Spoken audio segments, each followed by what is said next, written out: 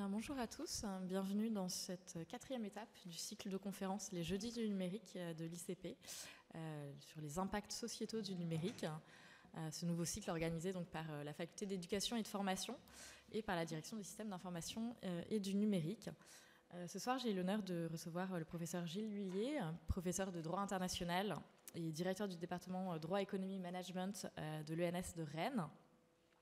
Membre senior de l'Institut universitaire de France au titre de la chaire Innovation. Et vous êtes également ancien avocat et président de la Société internationale de droit extractif, ainsi qu'expert auprès de diverses organisations internationales, notamment en matière de grands contrats extractifs, pétroliers et miniers. Et ce soir, vous allez nous parler d'un thème absolument passionnant, sous forme de questions. La vérité scientifique est-elle transformée par le numérique ? Et donc, sans plus attendre, je vais vous laisser la parole. Merci de cette invitation. Je précise que, effectivement, je suis juriste, donc les juristes ne connaissent rien au numérique, ce qui me détend beaucoup, parce que j'ai donc le droit de dire à peu près n'importe quoi.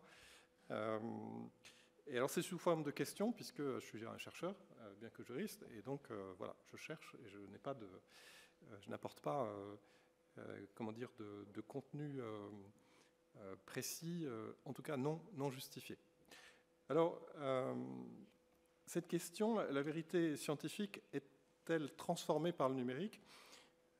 J'avais pensé vous la présenter, et il y a une présentation en réalité du séminaire, d'une façon, au fond, assez rationnelle. C'est-à-dire l'idée, on part de l'idée que c'est quoi la vérité scientifique ? En réalité, c'est quoi la science ?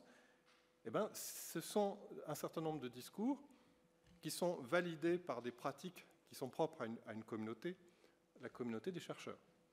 Bon, je pense que c'est communément accepté désormais, ce qui veut dire qu'il y a des nouvelles pratiques qui sont issues du numérique, qui nécessairement vont changer les productions de savoir, ça veut dire en fait quoi, la science, la vérité scientifique.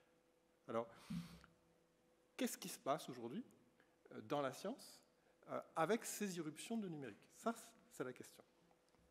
Alors, pour y répondre, je me suis dit, on va essayer de voir au fond comment faire. Il y avait les épistémés des humanités numériques. Bon, franchement, je pense que ce n'était pas la bonne façon d'entrer dans la question.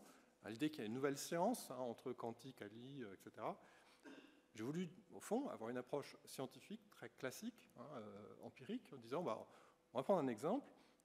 On va prendre l'exemple d'une ERC, proposal, c'est-à-dire en fait, un truc qui est sur le net, c'est au fond la bonne façon de faire de la science lorsque vous voulez déposer une demande d'argent auprès de l'European Research Council, qui est le modèle de la bonne science dans le monde, et quelles que soient les sciences.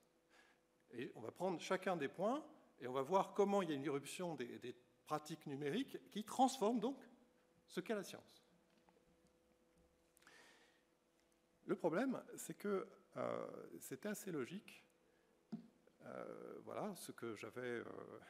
puis c'était assez, au fond, assez réflexif. En recherchant l'influence du numérique sur la vérité scientifique, sur la science, au fond, on essayait de montrer ce qu'est la science, et ce qu'est la science aujourd'hui. Je trouvais ça beau, mais en travaillant un petit peu, je me suis dit, j'ai oublié un truc. Dans tes hypothèses, ça ne marche pas. Voilà. Et qu'est-ce que j'ai oublié ? En fait, j'ai commencé à travailler, et je me suis dit, ce sur quoi tu travailles, ça me rappelle un truc, c'est Fritz Haber, quand il a fait le principe de synthèse de l'ammoniac, dont c'est un peu plus... 1913, je crois. Donc, c'est un truc qui va servir à l'engrais, qui va servir aux explosifs, qui va servir aussi à l'industrie pétrochimique. Donc, autrement dit, on a une invention, une innovation scientifique qui nous amène en réalité ici, c'est-à-dire septembre 2023, un article qui nous montre que le cycle de l'azote, l'une des 9 limites planétaires, c'est-à-dire une des limites qui rendent incertaine et incontrôlable, voire irréversible, un certain nombre d'interrelations homme-nature et qui met en cause la survie à minima peut-être de la planète, mais en tout cas celle de l'espèce humaine, a été franchie. Et c'est la question de l'azote. Donc je me suis dit, en réalité, ce que tu as oublié, Gilles, c'est quelque chose d'important, c'est que la science est en train de se transformer. Et tu dois intégrer cette transformation de la science dans ta réflexion sur la science. C'est quoi? C'est que la science devient engagée. C'est ce que Max Weber nous décrit comme la séparation entre le savant et le politique, c'est plus possible en temps de guerre. En temps de guerre, parce que nous sommes en guerre, on fait de la médecine de guerre et maintenant on fait de la science de guerre. C'est-à-dire qu'il y a une urgence, il faut y répondre. Voilà. Donc, je vais essayer d'y répondre, ce qui nécessite un certain engagement, et plus seulement une attitude un peu détachée, comme j'avais prévu de le faire. Non, moi je ne peux plus faire ça, parce que la science ne fait plus ça. On va donc essayer de faire une approche un peu plus engagée que celle de prévu. Alors comment? Vous voyez un premier exemple, ça, en fait, c'est un bon exemple que vous trouvez dans Nature de ce qui se passe aujourd'hui. On vous annonce que grâce à l'intelligence artificielle, on a pu identifier des peptides, c'est-à-dire en fait des protéines bizarres qui servent à agréger la peau, qui viennent en fait du Néandertal, enfin des hommes de Néandertal, dans leur patrimoine génétique. On s'est aperçu que ça servait en fait chez les souris. Pourquoi? En fait, on peut soigner les souris, il y a moins d'infections. Donc en réalité, l'idée là, c'est qu'on va pouvoir soigner sans antibiotiques. Ah, c'est magnifique. Bon, moi, je suis très pro-science, donc je trouve ça vraiment absolument magnifique. C'est de cela dont on parle. Autrement dit, voilà mes objets. J'essaie de vous découvrir quels sont les objets que je me donne aujourd'hui. Précisons un peu plus cet objet, ce rapport science-numérique. Alors, deuxième exemple, toujours dans ma même source, Nature, qui est une bonne source pour travailler sur ces questions-là. C'est très récent aussi, c'est juin 2021. Ce sont des scientifiques qui ont utilisé ChatGPT pour faire un papier de recherche. C'est super intéressant parce qu'en réalité, voilà, il n'y a plus d'hommes, mais c'est ChatGPT qui fait de la recherche, tout seul. Alors, c'était pas une fraude. Ils le font exprès pour essayer de réfléchir à comment ça marche, comment on peut, et défendre un truc, c'est l'idée qu'il faut qu'on utilise ChatGPT ou le numérique de façon supervisée par les hommes, les humains, pour faire une nouvelle science. Alors, comment est-ce que... voilà, l'article qui a été publié, c'est l'impact des fruits et des carottes et de l'activité physique sur le diabète. Bon, c'est une question importante. J'ai moi-même des petits problèmes de sucre dans le sang, donc j'étais vraiment intéressé. Comment est-ce qu'on peut évaluer ce travail? C'est-à-dire, en fait, se rendre compte de qu'est-ce que fait le numérique à la science. J'ai repris mon idée de cadre de référence pour évaluer. Mon cadre de référence, c'est l'European Research Council. C'est la bonne science dans le monde, quelles que soient les disciplines. Alors, on essaie tous d'avoir un ERC, on essaie tous de... Alors, il se trouve que j'ai été membre de l'ERC, donc moi, j'étais partie de ceux qui donnaient 2 millions d'euros à des chercheurs parce qu'ils sont super bons sur la méthode. Et j'ai reproduit cette méthode pour mes élèves. Voilà. Si vous voulez avoir un projet de thèse, faites comme l'ERC. Alors, ça veut dire quoi? Il y a des règles de forme, il y a des objets. OK. Il y a des objets, il y a des objectifs. Après, on s'inscrit dans des champs scientifiques, sociaux, disciplinaires. Les objectifs vont poser des problématiques qui vont former des hypothèses.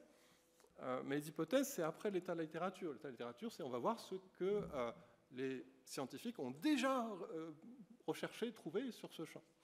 Et puis on se positionne dans l'état de l'art. Ça veut dire quoi?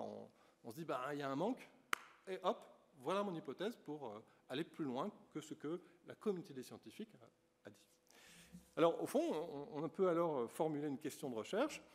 On va bien voir ses intérêts, et puis et puis construire une méthode adaptée à ma question. Chaque méthode, en fait, c'est validé par l'idée que, alors, quantique, Ali, éventuellement ChatGPT, c'est pas un problème. Ce qui va intégrer, à ce moment, générer des working packages, c'est-à-dire, voilà, je scinde le travail à faire en certains groupes, et voilà un certain nombre de questions. Alors, comment ils ont fait comment ils ont fait Eh bien, ils ont fait exactement ça. Et c'est ça qui est un petit peu tout à fait surprenant. Première chose, ils ont donné les datas du Behavioral Risk Factor Surveillance System. Donc, ils ont nourri ChatGPT d'informations. C'est quoi? C'est 250 000 personnes qui vous disent leur habitude alimentaire et le fait, est-ce qu'ils ont diabète, est-ce qu'ils font du sport, etc. Deuxième chose, ils ont demandé à ChatGPT de générer un modèle d'analyse pour faire des corrélations. Okay? Donc en fait, le modèle génère en fait du code pour analyser. Ça n'a pas été simple, mais au fond, ils ont réussi. Troisième moment, ils avaient moins de données. Ils ont demandé à ChatGPT quelle est la problématique. Alors incroyable, la problématique de ChatGPT nous a dit il faut étudier comment l'activité physique et l'alimentation influent sur le risque de diabète. Bon. Les résultats, je vous donne le résultat. Manger plus de fruits et de légumes et faire de l'exercice diminue les risques de diabète. Alors, ça tombe bien, si vous voulez. Là, je suis un peu en risque de diabète, je ne me sens pas super bien parce que j'ai dîné un peu trop arrosé hier soir, et donc mon taux de sucre, etc. Donc je suis un peu surpris parce qu'en fait, ça ne nous apprend pas grand-chose, on va dire. Et puis, ils ont demandé de mettre en œuvre tout ça, c'est-à-dire d'écrire le papier avec ces données. On arrive à un très bel article qui a toute l'apparence. Alors, l'analyse, c'est quoi? Chaque étape, vous voyez, de la recherche suit la méthode scientifique, celle préconisée en réalité par les best practices internationales de la recherche. Donc, c'est de la recherche. Chaque étape s'appuie sur une étape précédente. Chaque étape s'appuie sur une étape précédente. C'est ça qui est très, très important. En même temps, il y a de ce qu'on appelle de l'hallucination. C'est-à-dire qu'il y a du délire. C'est-à-dire que le modèle, nous disent les auteurs de l'article, a inventé des citations quand il ne trouvait pas quelque chose pour compléter. Et parfois, en fait, il a menti sérieux. Par exemple, il affirme que personne dans l'état de l'art n'avait abordé cette question. Excusez-moi, mais franchement, voilà, c'est de l'hallucination, c'est du délire. Il y a beaucoup de... Ça nourrit cet article une vraie discussion dans la communauté scientifique. Et une des questions, c'est la question de la fiabilité, et puis la question de l'évaluation aussi, parce que d'où viennent les sources, le traitement, comment c'est fait les traitements. Et c'est très important, puisqu'il y a une des meilleures mathématiciennes françaises qui a dit récemment que le gros problème quand on est scientifique, c'est qu'il fallait s'appuyer sur ce qu'avaient déjà fait d'autres scientifiques. Il faut faire confiance pour avancer soi-même, parce qu'on ne peut pas tout réfléchir. Voilà. Alors, vous voyez, on a quelque chose là qui pose problème. Pose problème. Vous voyez, je fais comme je fais moi-même ce qu'on préconise. Voilà les problématiques. Quelles problématiques, au fond, on pourrait utiliser pour penser ce que l'on vient de décrire? Alors, la première problématique, elle est assez commune, c'est de dire, en réalité, si on a de la science qui ressemble à ce que pense et ce que fait un homme, en réalité, la séparation homme-machine est en train de se séparer. Alors, vous connaissez tous le test de Turing, qui est un des premiers tests en fait, pour justement évaluer l'intelligence de la machine. C'est un texte à l'aveugle. Vous discutez avec, un espèce de juge discute avec une machine et il discute avec un homme. Et si vous ne pouvez pas distinguer, en fait, voilà, la machine est devenue intelligente. Et il se trouve que désormais, le test de Turing a effectivement été enfoncé. Alors, si vous voulez, c'est important, mais en fait, moi, quand j'ai lu ça, je me suis dit, non, on se trompe sur ce que dit le test de Turing. On se trompe, ça ne dit pas que la machine est devenue aussi intelligente que l'homme, ça veut dire que l'homme est devenu aussi stupide que la machine. Et c'est ça qui me semble assez intéressant. Vous voyez, quand et on va le retrouver, lorsque des hallucinations nous disent quelque chose et en même temps son contraire, en réalité, c'est une contradiction au principe de non-contradiction. Parce que Fichte a dit le A égale A, Aristote nous l'a formulé depuis, c'est le principe le plus essentiel de la raison et de la science. Une chose ne peut pas être une chose et son contraire. Contrairement à ce qu'affirme donc un certain nombre de résultats de la science de ChatGPT. Alors il y a quand même un exemple où le principe de non-contradiction ne s'applique pas, c'est la physique quantique, c'est le chat de Schrödinger, qui nous dit que c'est une hypothèse pour faire comprendre les avancées de la physique quantique. Okay. Donc quand nous avons en réalité un mode scientifique, mais aussi un mode politique et un mode général, le en même temps est quand même quelque chose de tout à fait surprenant dans notre monde politique. Quelque chose pourrait être et en même temps ne pas être, c'est une insulte en fait au fondement de la pensée scientifique. Et là, je pense que c'est intéressant, quelque chose se passe, non pas dans le numérique, mais dans la science, dans nos esprits, une espèce d'écroulement de ce sur quoi, en fait, on était fondé depuis un moment. Alors, on pourrait avoir une deuxième problématique. Je vous ai donné le livre de Tom Nichols cette fois, The Death of Expertise, qui montre bien qu'en réalité, il y a un écroulement de la croyance dans ce que disent les scientifiques. Et plus que ça, il y a une chasse aux scientifiques, notamment aux États-Unis, puisqu'il est américain, Tom Nichols. Alors c'est probablement vrai, ça veut dire qu'en fait, voilà, on ne croit plus à ce que disent les scientifiques, et il dit bien, et c'est très intéressant, c'est bien la faute des scientifiques hein, et des experts qui disent parfois en même temps. Et je pense que voilà, en même temps, ce n'est pas possible. Voilà, et donc, ce n'est pas crédible. Et donc, il y a quelque chose d'intéressant dans, au fond, n'est-ce pas nous, c'est-à-dire les scientifiques, la science elle-même qui commence d'une certaine façon, à être à l'origine de ce manque de confiance dans la science elle-même. Alors, ça nous amène à une troisième problématique qui me semble intéressante. Je vous ai donné là, c'est intéressant, c'est une page qui a révolutionné beaucoup de choses dans le monde scientifique. C'est un article de Richard Horton dans The Lancet du 11 avril 2015 qui nous dit quelque chose de pourri dans le royaume du Danemark. Il nous dit en gros, le Lancet c'est la chose de référence en matière de publication scientifique.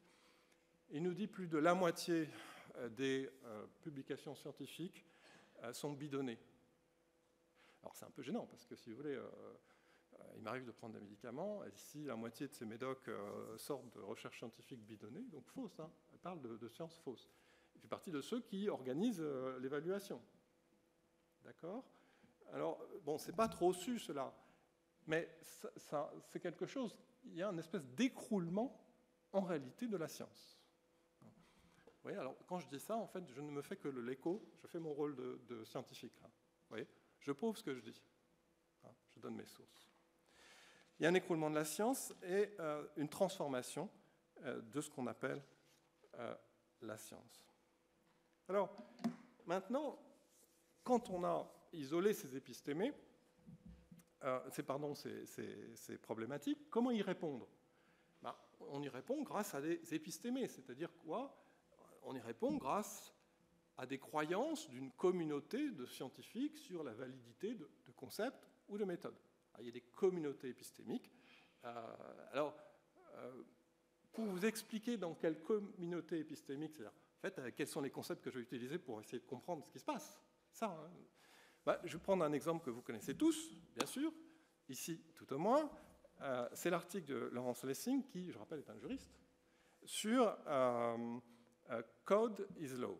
Alors, c'est super intéressant parce qu'en réalité, il nous dit, au XIXe siècle, on a eu la peur que les libertés soient effacées par le gouvernement fédéral. On a réagi, on a la Constitution aux États-Unis. Ensuite, le marché est devenu le nouvel régulateur et la perte de liberté face au marché régulateur a amené un certain nombre de tentatives dans les contrats. On a des contrats qui sont sociaux, on a de la... Bref. Et il nous dit, aujourd'hui, le vrai régulateur, c'est le code. C'est-à-dire, c'est l'informatique, c'est le numérique. Pourquoi? Parce que les conditions techniques de fonctionnement vont générer des conséquences pratiques sociétales. Par exemple, est-ce que vos informations vont circuler partout ou est-ce que c'est privé? Je suis désolé, c'est en fait des règles techniques. Et donc, les règles techniques du numérique sont les nouvelles régulations. Donc, c'était très intéressant parce qu'en réalité, il y a dans les sciences un grand retour à l'étude des techniques. Alors, je vous ai donné un article qui est vraiment absolument passionnant de Ralph Michaels et surtout Anne-Lise Rice. Anne-Lise Rice, elle est professeure de droit et professeure d'anthropologie. Et Ralph Michaels, c'est un des meilleurs internationalistes privatistes au monde. Et au fond, ils se disent, la pensée du droit, un peu sous l'influence des Science and Technology Studies, elle ne s'intéresse plus vraiment à qu'est-ce qu'on veut faire, le contexte social. Elle commence à s'intéresser au droit lui-même, c'est-à-dire aux techniques, comment les techniques ont une agency, c'est-à-dire en fait comment elles ont des effets, un peu comme le code. Donc en fait, c'est comme ça, je pense, qu'on peut trouver, essayer de rechercher dans ces rapports droit et science, qu'est-ce qui se passe dans ces techniques qui transforment en fait la science. Alors, vous voyez qu'on a donc des épistémés, et puis ça nous donne un point de départ pour construire ce qu'on appelle l'état de l'art. Vous voyez, j'essaie de répondre aux questions en suivant moi-même les conseils que donne le RC, lui-même. Alors, bon, l'état de l'art, je pense que d'abord, il y a la question de la science. Qu'est-ce que c'est que la science? Alors, je crois qu'il y a une bonne il faut d'abord voir la question de l'état de l'art, c'est identifier qui parle, qui sont les meilleurs, qui sont les plus intéressants, qui ont le plus à dire. Bien évidemment, on a l'International Science Council, c'est le Parlement mondial de la science. Quand on a un problème sur qu'est-ce que c'est que la science, les évolutions de la science, il faut aller voir. C'est toutes les associations scientifiques mondiales, toutes les académies des sciences mondiales qui sont réunies. On a une définition intéressante de la science. Le mot science, il est utilisé, c'est un des plus récents publications de l'International. Le mot science est utilisé pour désigner l'organisation systématique des connaissances, qui peuvent être expliquées de manière rationnelle et appliquées de manière fiable. Alors c'est extraordinaire parce que, vous voyez, aucune référence, bien évidemment, à la vérité. Il n'y a pas de vérité scientifique, ce que le président de l'International Research Council clame partout.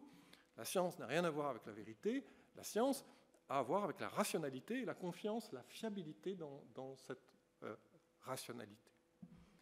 Alors, c'est quand même extrêmement intéressant.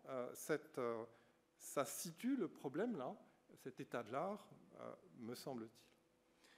Maintenant, je pense qu'on peut faire le tour sur cette notion de vérité scientifique. On peut passer à l'idée de vérité légale, parce qu'elle nous permet de bien comprendre vraiment le problème. La vérité légale, vous savez bien sûr tous ce que c'est. C'est ce que dit une décision de justice. Je vous ai mis la formule exécutoire qui dit « oui, c'est la vérité, les gars ». C'est ça la vérité du droit. Mais c'est pourquoi c'est la vérité du droit? Le droit prétend pas du tout à la vérité. Le droit dit, si vous suivez un processus, des pas à pas, comme la science, en fait, le procès, c'est des petits pas. C'est la tortue de Mallory. Le procès, c'est ma tortue qui bouge pas à pas, elle s'avance lentement, mais sûrement. Vous arrivez à une solution, c'est la vérité. Alors, ça nous donne une idée de ce qu'est la vérité scientifique. C'est comme la vérité légale. C'est une succession de petits pas, mais petits pas que j'essaie d'égrener devant vous. Voilà. C'est ça, la science. Alors, en même temps, émerge la justice prédictive. Alors, c'est quoi la justice prédictive? Ça, c'est tout à fait intéressant. Je vous ai mis sur la droite un très très bon exemple de justice prédictive. C'est Simple Rules to Guide Expert Classification Statistics in Society Series. C'est super intéressant. C'est un système qui va faire, en réalité, qui va aider les juges à décider de mettre en prison ou pas, de manière préventive, avant un procès. Comment?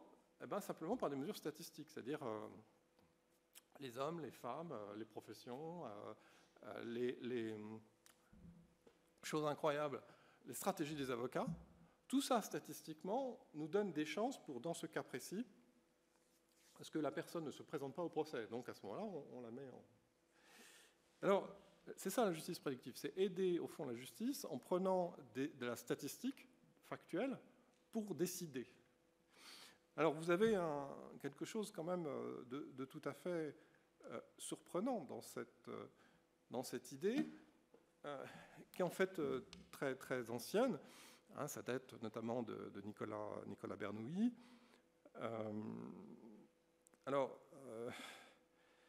Qui était un juriste, et c'est un des premiers... vous savez, c'est l'époque où les juristes, ils étaient mathématiciens, neveux d'extraordinaires probabilistes, la loi de Bernoulli, et c'était des véritables scientifiques. Et donc, c'est un des premiers qui, a fait des études sur l'utilisation des statistiques dans l'art de juger. C'est tout à fait extraordinaire, sauf que les mises en application pratiques, en réalité, eh bien, elles n'arrivent qu'aujourd'hui. Et on a un très bel article d'Hervé Cross qui nous dit cette justice prédictive, c'est ce qu'on appelle la factualisation du droit. Vous savez, le droit, ça commence par une question de fait. Ouais, j'ai besoin de ça. Et le droit va répondre et va donner une réponse en fait. Voilà. Et donc, c'est toujours une question qui s'adresse d'une personne au juge, au système juridique. Et là, c'est complètement le contraire. C'est-à-dire que la décision n'est pas en fonction de la personne en cause, et ce n'est pas en fonction de l'application de la règle à la personne, mais en fonction de choses extérieures au cas, un comportement statistique. Voilà, c'est au fond une disparition, une dissolution tout simplement du droit qui ne repose que sur l'habitude, en réalité, ce qui se fait, ce qui s'est fait. Alors, on ne va pas rentrer dans les controverses là-dessus, c'est quand même tout à fait surprenant. Alors, on va passer un tout petit peu sur ces questions, mais tout en continuant, si vous voulez, cet état de l'art, je pense qu'il faut bien se rendre compte que cette raison qui est au cœur de la science, affectée par le numérique, ça devient une raison statistique. Alors c'est une raison statistique, et je vous ai mis là un article qui a été extrêmement important, qui date de 2015. C'est la première application en réalité de ChatGPT, enfin des systèmes, c'était avant ChatGPT, mais au fond des systèmes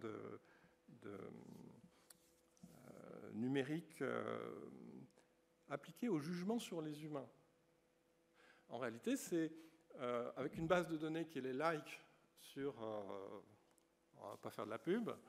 On s'est rendu compte qu'on pouvait prévoir les comportements des humains qui likaient.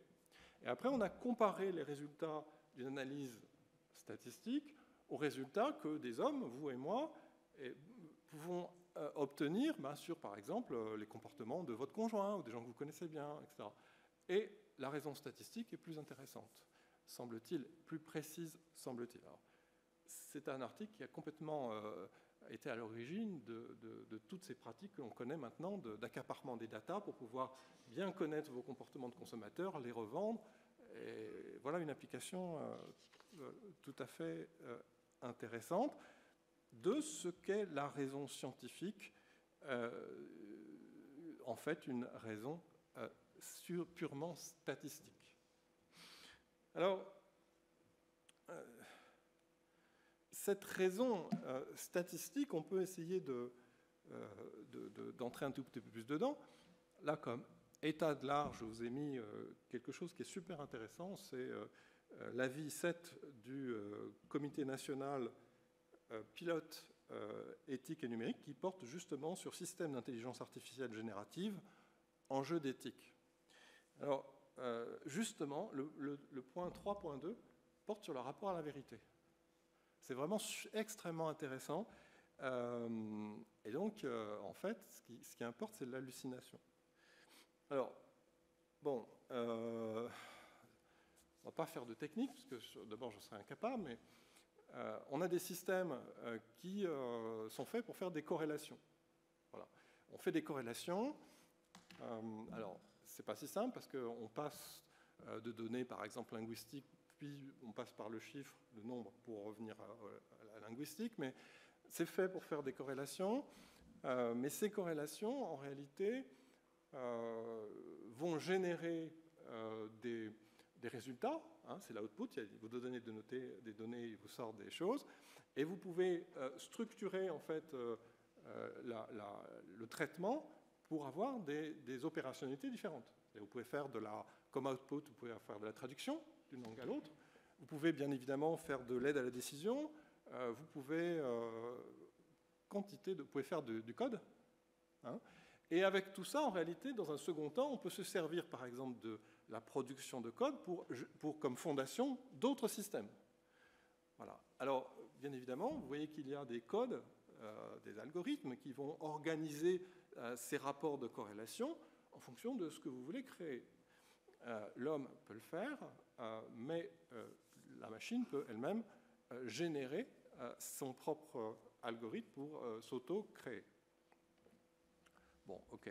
On ne va pas aller plus loin, mais ce qui est quand même assez drôle, c'est de voir qu'en fait, le fondement de l'output, de ce que nous dit là la science, ce n'est pas du tout un raisonnement, c'est un raisonnement statistique. Ce qui a déjà été pensé, déjà de façon proche. Ok. Sauf qu'on arrive à des systèmes qui sont super drôles. C'est une interrogation de ChatGPT qui dit, pose l'utilisateur, c'est-à-dire vous et moi, quand Yuri Gagarin a-t-il atterri sur la Lune? Réponse, Yuri Gagarin a été le premier homme humain à aller dans l'espace, il n'y a aucune preuve qu'il soit allé sur la Lune. Et quand a-t-il atterri sur la Lune? Il n'a pas atterri sur la Lune, il est allé simplement dans l'espace.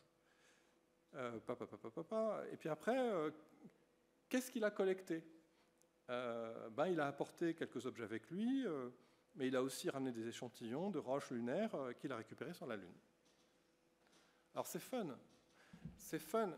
mais en même temps, je vous ai mis le petit chat là. Je vous ai mis Yuri Gagarin en haut, et Yuri Gagarin, en réalité, c'est devenu le chat de Schrödinger. Yuri Gagarin, comme notre monde politique, parfois il est là, et il n'est pas là, mais en même temps. Alors c'est un peu inquiétant, moi je trouve. Alors heureusement, on a un certain nombre de préconisations, on ne peut pas revenir là-dessus. Mais vous voyez cette idée de rapport à la vérité, ce qu'on appelle nous quand même l'éthique des sciences, hein, ou l'éthique de la vérité dans les sciences, est en train de se dissoudre en fait assez rapidement. Après, et je terminerai là-dessus pour mon état de l'art, après il y a quelque chose qui pose un grand point d'interrogation, c'est la question de la fondation de ces modèles autogénérés. C'est-à-dire quand les algorithmes sont un peu créés par la machine elle-même. Parce que, et je vous ai mis encore pour justifier ce que je dis, un article de Nature, et j'ai posé la question à des scientifiques qui me disent, oui, en fait, c'est vrai, en fait, on ne sait pas trop comment ça marche. Donc on a un système de science qui est fondé par, en fait, une question d'interrogation. On ne sait pas trop comment ça marche. Voilà. Alors, voilà ce qu'il en est, en fait, de l'état de l'art dans ces rapports, de la transformation de la raison par le numérique. Donc maintenant, on va se poser la question des méthodes. Comment est-ce qu'on pourrait avancer? Alors, comment est-ce qu'on peut avancer? Assez naturellement, évidemment, on a les méthodes de Science and Technology Studies, hein, de Bruno Latour, qui regardent concrètement les pratiques de science. Hein, je parlais des pratiques de droit tout à l'heure, les techniques.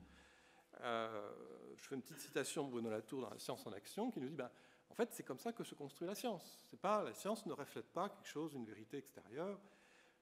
La connaissance ne reflète pas un monde extérieur réel, auquel elle ressemble par mimésis, mais plutôt un monde intérieur réel. Voilà. Oui, le monde de la science. Alors, il faut aller voir, il faut rentrer dans la boîte noire. Et en réalité, ce qui est intéressant, c'est que le Conseil scientifique mondial nous a donné une méthode pour apprécier les innovations, et notamment en notre matière. Et ce qui est très intéressant, c'est qu'il nous donne un certain nombre de critères. Il y a par exemple l'influence sur l'environnement, l'influence sur le well-being de la communauté. Oui, c'est un critère scientifique d'appréciation de cette innovation, d'appréciation de ce mode de raisonnement. Et donc, c'est comme ça qu'il faut faire, je pense, c'est essayer de regarder les techniques de science qui sont modifiées par, en réalité, le numérique pour aller voir si ça ne bouscule pas un tout petit peu ces critères d'évaluation. Eh bien, c'est ce qu'on va faire. Vous voyez que là, j'ai mis en route tout un système, tout un appareillage scientifique pour faire une étude scientifique. Et puis, je vous donne les clés. Transparence.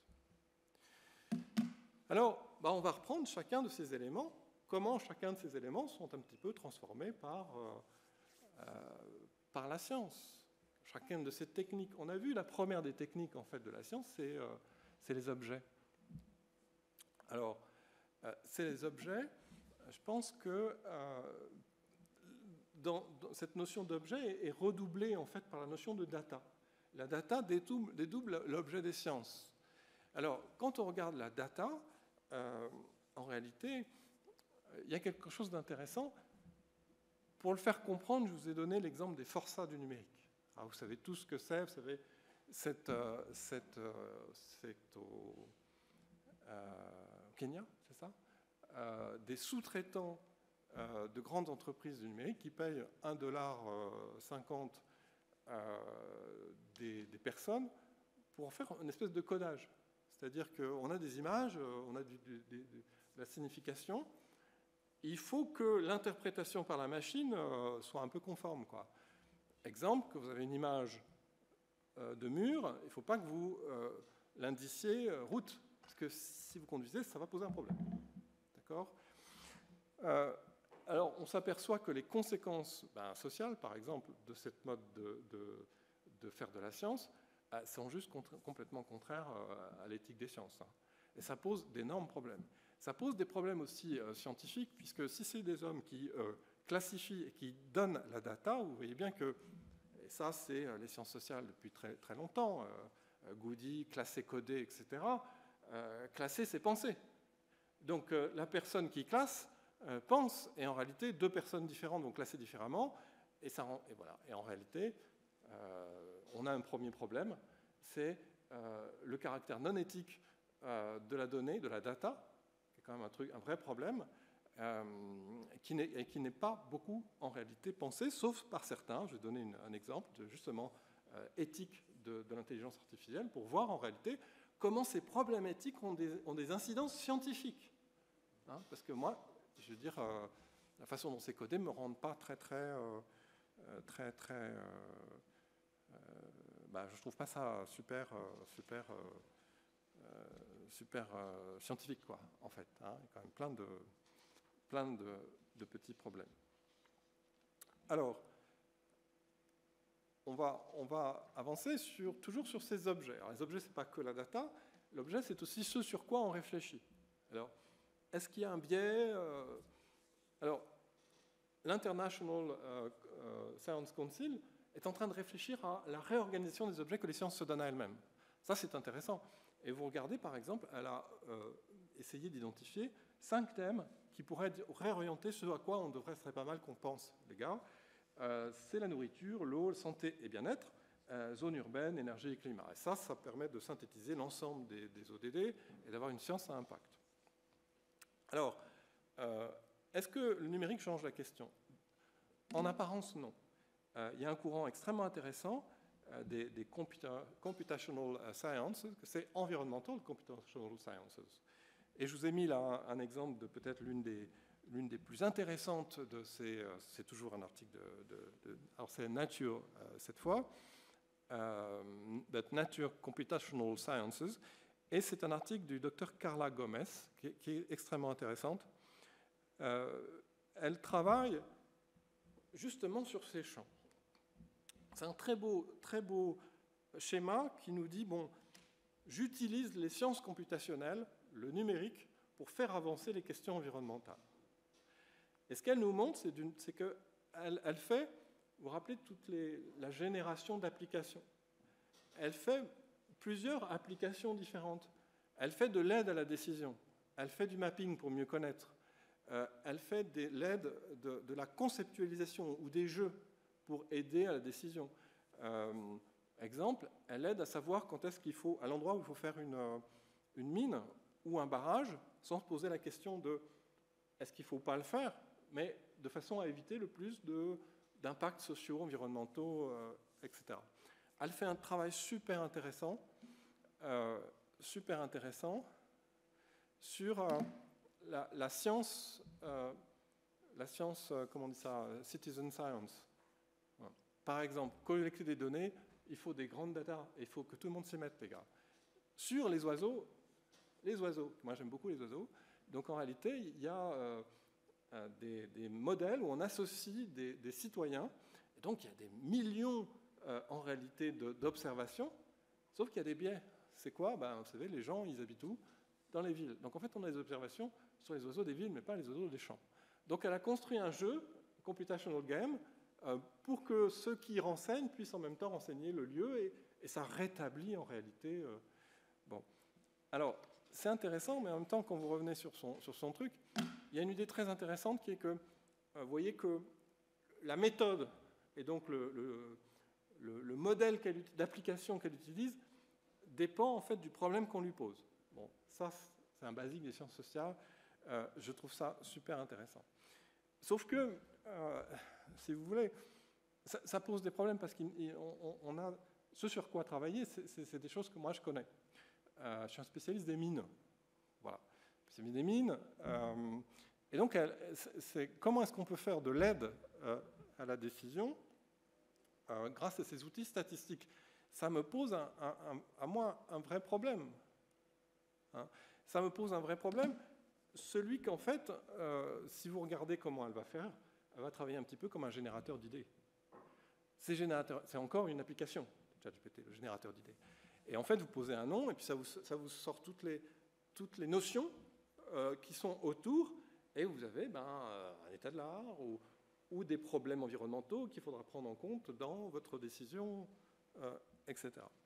Mais si vous voulez, moi j'ai choisi dans l'état de l'art quelque chose qui me semble irréfutable, qui me semble d'une grande qualité, qui me semble pertinent par rapport à mes questions. Mais ce n'est pas le cas là. Alors je vais vous donner juste un exemple. Des conséquences. J'essaie de ne pas me moquer des autres en général, mais de moi-même. Donc si on posait la question, par exemple, de la transition environnementale, ce sur quoi moi je travaille en ce moment. D'accord, j'ai changé mes objets parce que, bon, après avoir détruit le monde, on va essayer quand même de faire quelque chose.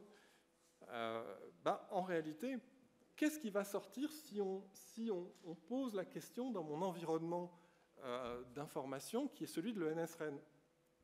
Vous allez avoir en même temps, en bas à droite, alors en bas à droite, vous avez quand même monsieur Pisani-Ferry qu'on a invité. Pourquoi? Parce qu'il est trop bien ce monsieur.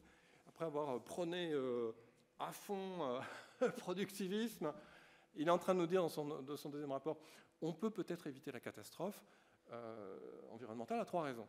3 raisons. Première chose, il faut qu'on invention verte. Ok, c'est intéressant. Deuxièmement, il faut financer ces inventions vertes. Et troisièmement, les gars, il faut moins produire. Donc il vous parle de décroissance, le gars. Merveilleux. Moi, je suis éminemment respectueux d'un scientifique comme ça, qui change ses théories en fonction de l'évolution des faits. Bravo. En même temps, à l'ENS, on va vous parler de développement durable. Alors, d'un point de vue statistique, vous voyez qu'on a, de manière équivalente, le développement durable et la décroissance. Mais ce n'est pas équivalent. En fait, ça s'oppose. Et il va falloir choisir. Les scientifiques choisissent, ils ont tous choisi aujourd'hui, la décroissance. Donc, vous voyez, cette approche statistique de la question de questions environnementales me pose véritablement un certain nombre de questions. Alors, on va aller un peu plus loin, un peu plus rapidement. La question de l'état de l'art. Encore un dernier exemple, toujours de nature, je crois. C'est la présidente de Harvard qui a dû démissionner pour plusieurs raisons, notamment pour une question de plagiat. Alors, le problème, c'est que quand on fait un état de l'art, on fait du plagiat. C'est-à-dire que, bien évidemment, on rappelle ce qui a été fait par d'autres. Bon, encore faut-il bien sûr le citer. Donc en fait, ChatGPT est en train de transformer la notion d'état de l'art et la notion de citation. Et du point de vue aussi de l'autorisation de la citation, il y a un grand débat. Est-ce qu'il ne faudrait pas changer, à cause de ChatGPT, cette question-là? Alors, bon, c'est intéressant, mais on ne va pas aller trop là-dedans. Ce qui me semble plus intéressant, c'est la transformation des hypothèses de la science, la transformation des épistémés. Alors, je vous avais dit, au début, il y a de nouveaux épistémés, et par exemple, il y a l'épistémé des humanités numériques. Vous savez, il y a une nouvelle science entre quantique, quali, etc. Alors, moi, je suis prêt à tout. Je suis un scientifique, donc je suis hyper ouvert. Donc, j'ai été voir un tout petit peu. Alors, j'ai vu que la communauté elle-même émettait des doutes. Elle émettait des doutes. Il y a un très bel article qui s'appelle « D'abord les données, ensuite la méthode ». Et les doutes, c'était de dire, il y a des craintes à ce que, en mettant les datas en avant, on évince la théorie et que ça transforme le raisonnement. Alors, moi, je ne crois pas ce qu'on dit. J'essaie de vérifier, si j'ai le temps. Alors, j'ai fait cette vérification dans un domaine que je connais. Voilà. Alors, c'est la revue Humanité numérique qui publie un article super intéressant, qui s'appelle « Droit de l'environnement et analyse numérique » ou « Comment mesurer la protection de l'océan par le droit ». Comment mesurer la protection de l'océan par le droit. Alors, c'est notamment Marie Bonin, qui est une des spécialistes. Il y a très peu de gens en droit qui s'intéressent à ces questions-là. Et elle nous dit, elle fait ça un peu comme une scientifique, en fait, un peu comme je viens de vous le faire, c'est-à-dire qu'avant de dire un truc, il y en a des pages et des pages sur comment je vais faire.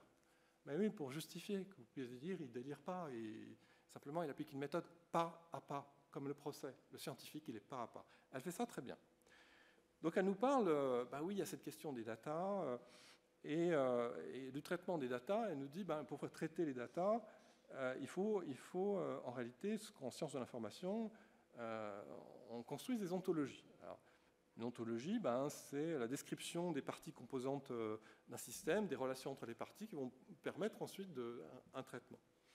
Alors, elle nous dit, c'est quoi l'ontologie exemple? Elle nous dit, par exemple, pollution plastique, l'application du droit, c'est quoi? Il faut des règles claires, ok, et puis il faut des sanctions. Voilà, ça c'est l'ontologie dans laquelle elle se situe. Après, elle va nous parler du cadre conceptuel de la mesure de potentiel de protection du droit. Alors, ça veut dire quoi? Alors là, c'est différent. C'est ceux qu'elle va chercher, ceux qu'elle va faire tourner. Elle va donner des données pour trouver, en fait, la mesure du potentiel de protection du droit. Alors, c'est intéressant. Elle nous dit, en fait, on pourrait mesurer des écarts d'application. Le droit, est-ce qu'il s'applique réellement? Est-ce que dans le monde réel, les océans sont protégés? Voilà un écart d'application.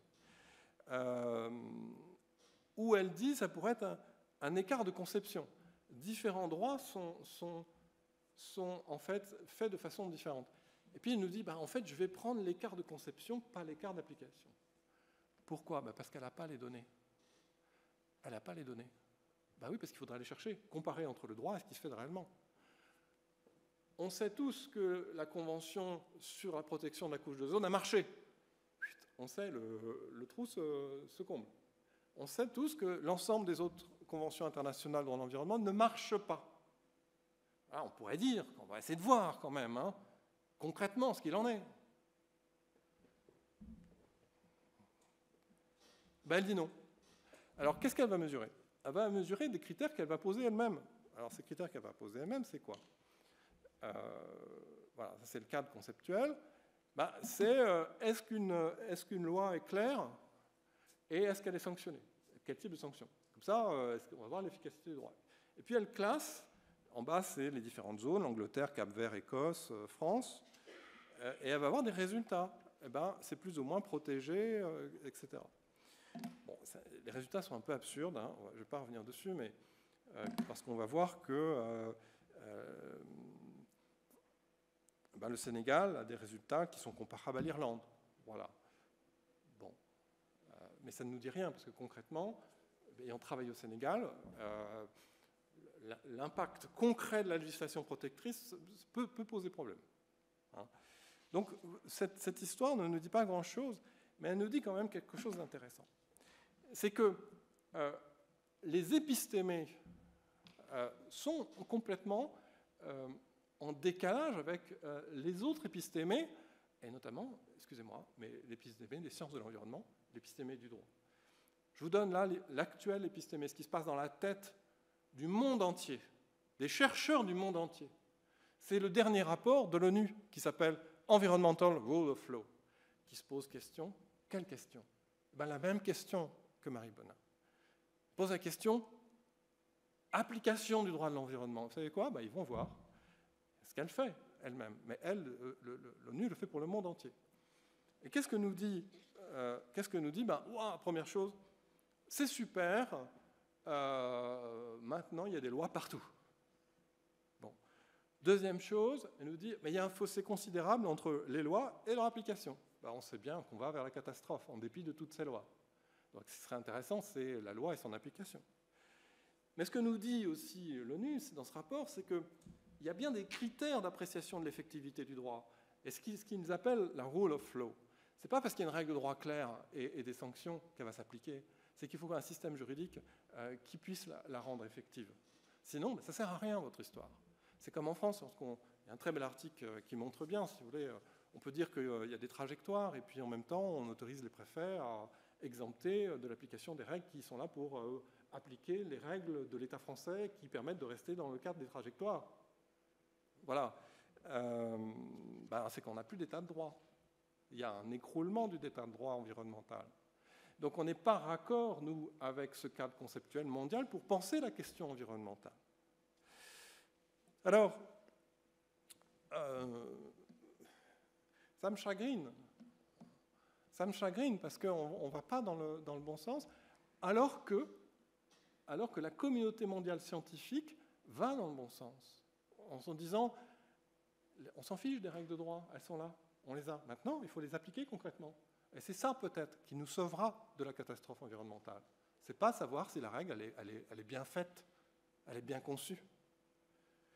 Alors, heureusement, on a des bonnes nouvelles. Maintenant, on passe à autre chose, un autre élément de ce pas à pas, la question de l'impact. Je crois que c'était votre dernière séance, il y a beaucoup de réactions qui travaillent justement sur les Greener Principles. On a cette idée qu'il faut resituer ces pratiques dans un cadre qui est sociétal, concret, et donc ça, c'est assez intéressant. Le Conseil scientifique mondial lui-même fait une analyse de ces mouvements vers une espèce de la science qui s'écroule, quoi. Et au fond, le diagnostic de la communauté mondiale, il est très simple. Il nous dit, c'est en fait le publish or perish. Donc c'est en fait le fait que si on adhérent que si on publie beaucoup. Et ça, c'est à l'origine de cette dégradation de l'éthique de la recherche, de ce pas à pas, et de l'utilisation de plus en plus de ces questions-là. Alors, en réalité, on a essayé de montrer, alors il y a un très bel article que je vous ai mis là, comment en fait les conditions techniques sont liées aux conditions économiques. Vous voyez là ce qu'on appelle les serial publishers, les gens qui publient en série. Ceux qui publient plus de 60 articles par an. Et ça explose. Ça explose. Ça explose dans quel domaine? Justement, la médecine. C'est-à-dire que là où c'est plus le vérolé, c'est là où on pousse les plus les gens à publier. Problème, hein, problème. Et puis, on voit l'augmentation de ces serial publishers en fonction des États. Donc, en fait, Arabie Saoudite, Inde, Pakistan, voilà. C'est un petit peu inquiétant. C'est un petit peu inquiétant, mais ce qui n'est pas inquiétant, ce qui est extrêmement sympathique, c'est qu'il y a une réaction.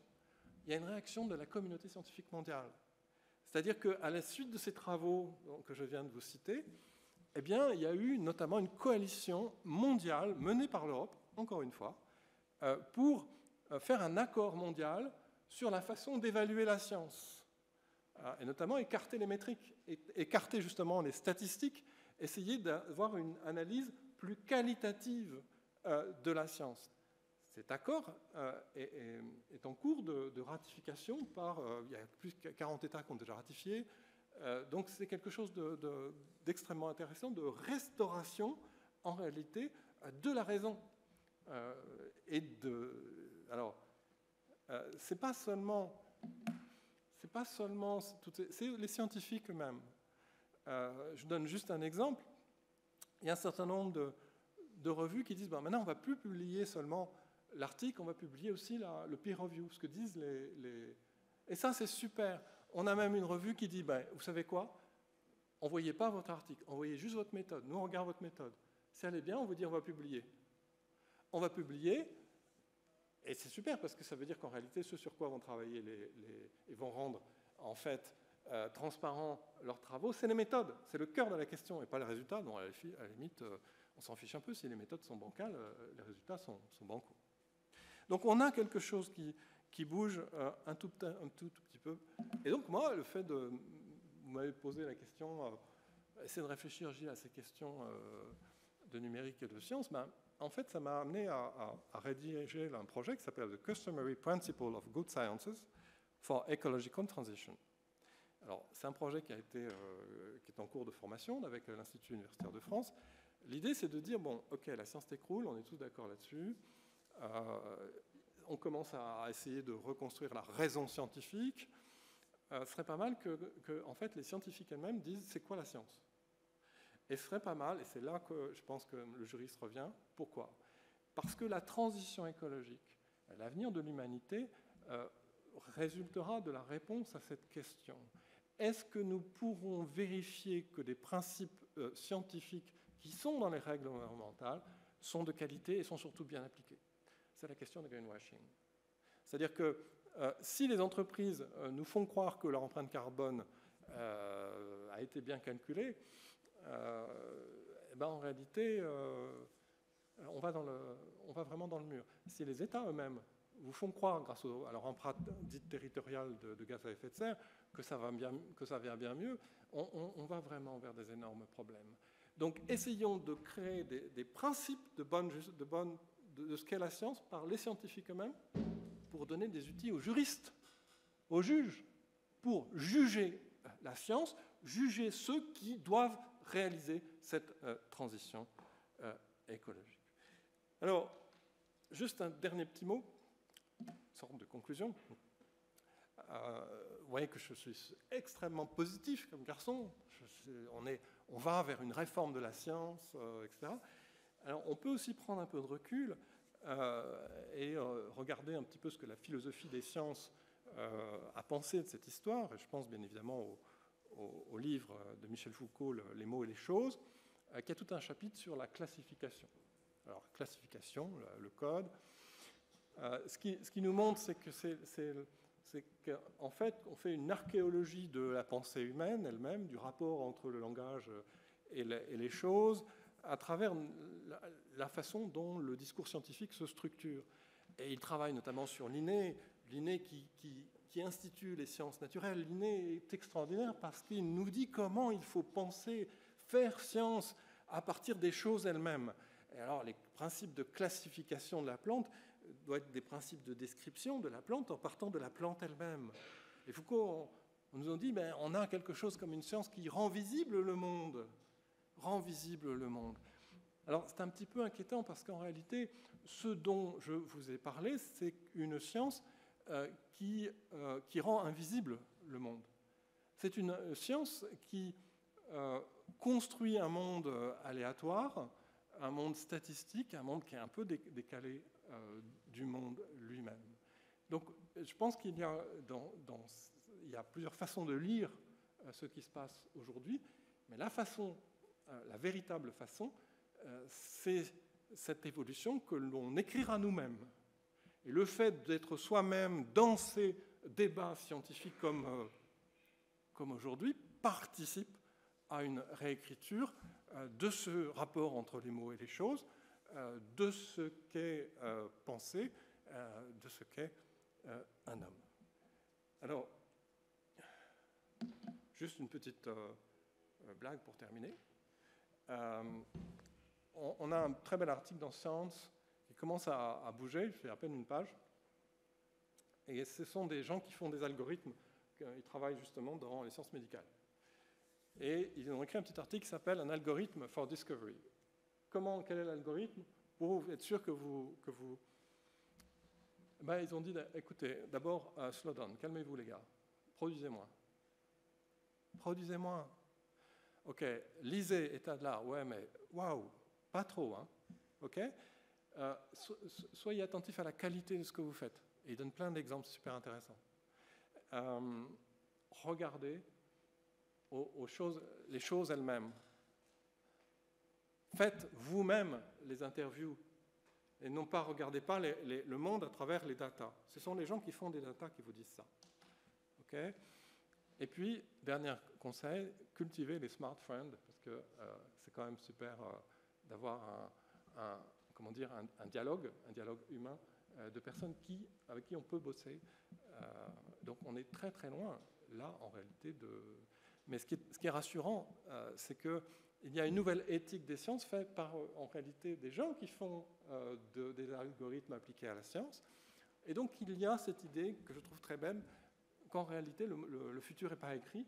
On est en train d'écrire le futur et que donc on peut imaginer une science aidée par les algorithmes, comme le proposent les 2 chercheurs israéliens qui ont fait cet article, qui soit co-construit, qui soit surveillé en réalité, et pour que notre rapport au monde reste un rapport au monde et pas un rapport aux chiffres. Voilà, je voulais terminer, je voulais vous remercier. Je vous remercie parce que c'est des choses qui n'intéressent personne, je peux vous assurer, pas grand monde. Pourtant, moi je pense que c'est des choses qui sont essentielles. Qu'est-ce que je vous ai dit là ? Je dis qu'en réalité, la transition environnementale, le fait que la planète, notre humanité survive, est liée à cette question-là. Que la définition de notre humanité comme rapport raisonnable au monde, aux êtres, aux choses, repose sur ces questions-là. Et c'est ces questions, au fond, qui étaient un petit peu la trame de cette présentation. Je vous remercie beaucoup.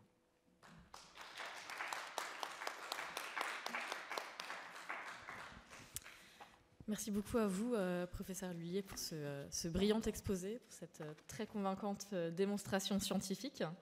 Donc, il s'agissait un petit peu de questionner les rapports entre la science et le numérique. Et peut-être qu'à travers votre question formulée, la science est-elle transformée par le numérique ? C'était un petit peu la question de savoir si ChatGPT peut faire de la science. Alors, vous avez évoqué un article qui évoquait l'idée d'abord les données, d'abord les datas, faire de la science. Ça m'a fait penser à un autre article de Chris Anderson sur la fin de la théorie, qui avait d'ailleurs été commenté par notre parrain de ce cycle de conférences, Jean-Gabriel Ganassia, que je vois ici dans la salle et que je salue, où il disait finalement on va remplacer le raisonnement scientifique par les données. Par la statistique, par la corrélation. Et d'ailleurs, si on est justement dans les années 2000-2010 sorti de la phase d'hibernation de l'IA, c'est grâce aux données, c'est grâce aux données générées par le web 2.0, par le web collaboratif. Et donc, il s'agirait désormais de faire de la science en modélisant ces données, ces datas, en faisant en demandant éventuellement à ChatGPT de faire un code pour les modéliser, pour trouver des corrélations. Alors moi, et mes étudiants du master droit de l'intelligence artificielle qui sont dans la salle le savent bien, parce que je commence en général l'année universitaire comme ça, en leur montrant un site internet que je trouve vraiment brillant, d'un Américain qui retrace en anglais les spurious correlations, donc les corrélations un petit peu. Voilà. Je vais vous en donner quelques exemples, vous comprendrez. Premier exemple, le montant investi par le gouvernement américain en matière de sciences, d'espace et de technologie suit exactement une même ligne que le nombre de suicides par pendaison, strangulation et suffocation. 99,79% de taux de corrélation. Et puis alors un autre que j'aime beaucoup, le taux de divorce dans le Maine est parfaitement corrélé, 99,26%, au taux de consommation de margarine par tête. Voilà. Alors, est-ce que c'est ça notre nouvelle méthode pour faire de la science ? On voit bien que ce n'est pas de la rationalité et que ce n'est donc pas une méthode scientifique. Et puis alors, là, je vais reprendre aussi ma casquette de juriste comme vous. Quand on transpose ça à l'idée de justice prédictive, à l'idée qu'on peut obtenir une solution du droit, non pas par un raisonnement, par ce fameux syllogisme juridique qu'on enseigne à nos étudiants de première année, mais par des statistiques, et donc par des éléments, comme vous l'avez très bien rappelé, extérieurs au cas. Et quand on pose ça dans une matière pour obtenir une décision individuelle, ça donne les programmes américains et anglais, Hart et autres, qui ont très rapidement été abandonnés parce que, en se fondant sur des statistiques de taux de récidive, de délinquance en fonction de critères comme le quartier où on habitait ou la couleur de peau, on arrivait à des décisions fondées sur la statistique, mais qui ne disaient rien évidemment de la culpabilité d'une personne. Et donc ça fait évidemment très peur, cette science cette justice qui finalement ne dit rien de l'individu et qui en est complètement déconnectée. Mais je pense qu'il faut, comme vous, rester positif et se dire que peut-être que la science, effectivement, peut être aidée, co-construite par les algorithmes et ne pas tout rejeter en bloc. Voilà, je laisse la parole à la salle pour d'éventuelles questions. Et par la salle, j'entends également la salle numérique, la salle sur le chat, s'il y a, puisque vous êtes nombreux à nous suivre à distance. Donc, s'il y a des questions, je me ferai un plaisir de les relayer. Monsieur.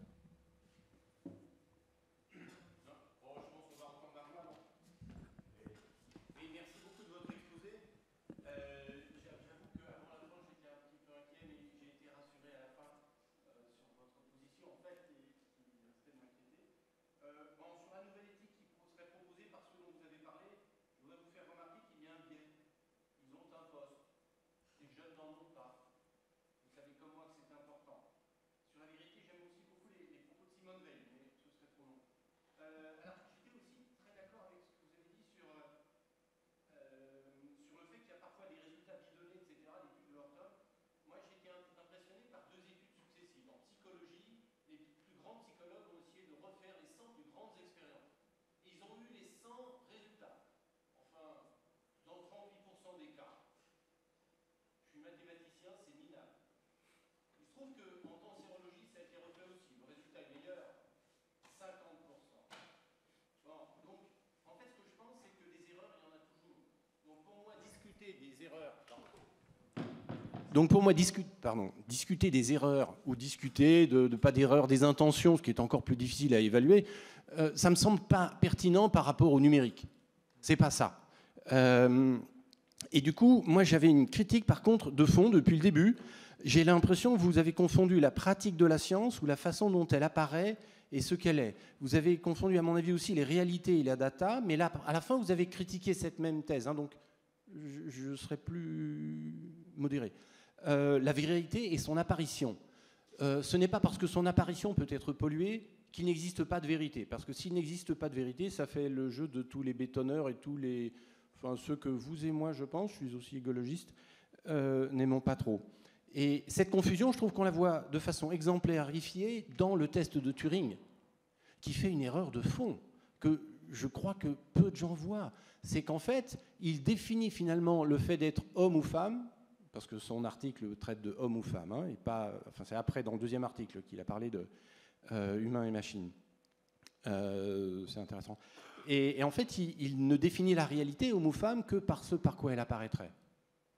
C'est l'erreur de fond que je m'apprêtais à poser, mais que vous avez très brillamment complété, c'est qu'il y a souvent une confusion entre l'explication et la corrélation. C'est quand même un peu embêtant. Et c'est vrai que dans tous les traitements statistiques qu'on appelle d'intelligence artificielle, mais qui sont surtout artificielles et pas très intelligentes, c'est cette confusion. Et donc je trouve qu'il serait bien de la critiquer, peut-être pour redonner plus de place à la possibilité d'erreur. C'est pour ça que la discussion sur les erreurs c'est-à-dire en fait au caractère humain. Et c'est peut-être lui qu'on aime. Et c'est pareil en sport. Si jamais on accepte du dopage, alors on n'a pas compris que le but du sport, c'est de voir quelqu'un, un humain, qui va courir plus ou moins vite. Et pas l'excellence. L'excellence tue l'humanité. Il n'y en aura plus qu'un à la fin. Je le plains. Voilà, en fait, c'était surtout des commentaires généraux. Pardon. Je remercie. Il y a quand même, je pense qu'il faut être super positif. Par exemple, si on prend l'excellence, l'excellence, en réalité, bon, il faut dire qu'il faut être excellent. Ça, c'est un discours dans les sciences. Tout le monde doit être excellent, ce qui est juste impossible. Et puis, c'est absurde. Mais parfois, il y a de l'évaluation de l'excellence et on vous dit celui-là, il est excellent. L'IUF, c'est l'excellence de la recherche. Bon. Qu'est-ce que ça veut dire? Ça veut dire qu'en réalité, tout simplement, vous correspondez à des critères qui ont été établis d'évaluation. Alors, ça déplace la question, et c'est toute la question en fait que j'essaie de poser, c'est-à-dire c'est quoi la science et quels sont les critères d'une bonne science. Et quand je dis, en fait, moi je trouve que le rapport qui a été fait par l'International Scientific Council sur comment est-ce qu'il faudrait apprécier l'innovation et notamment l'invention numérique, qui introduit des données qui sont, par exemple, des données éthiques, des données sociales. C'est vous évoquez cette question de la sous-représentation des minorités. Alors je parle de minorités ceux qui n'ont pas de poste, les minorités de genre, les minorités aussi de répartition et d'origine géographique. Je pense à l'Afrique qui est absence totalement de ce discours mondial. Donc en fait, vous voyez la façon dont, si on conçoit la science, ce qu'est la science comme une espèce d'épreuve démocratique, une détermination démocratique des critères d'évaluation, ce qu'est en train de faire le Scientific Council, le monde entier essaie de réfléchir, pond un truc en disant ce serait bien qu'on soit un peu moins technophile, et on se posait un peu la question de c'est quoi les conséquences de ces machins. C'est empiriste comme truc. Un objet, Peirce, est défini par l'ensemble des conséquences de celui-ci. Et c'est quand même pas mal ça aussi, disant donc c'est une nouvelle. Alors il y a du discours, il y a du débat, et c'est ce débat sur la science qui moi me semble super intéressant aujourd'hui. Alors c'est pas des choses dont on entend, mais quand vous avez une affirmation scientifique ou une affirmation politique qui est censée reposer sur la raison, j'aimerais bien savoir quels sont les critères qui derrière nous disent voilà, c'est parce que. Donc il y a ce débat scientifique, débat politique. Pour nous, juristes, c'est intéressant, quoi. Ça nous remet dans le jeu.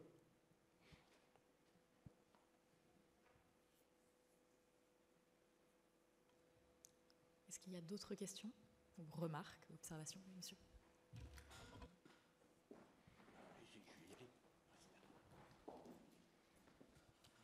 Merci beaucoup, merci pour votre brillant exposé, très enrichissant, et justement votre réponse à la première question a effleuré déjà des interrogations qui trottaient en moi.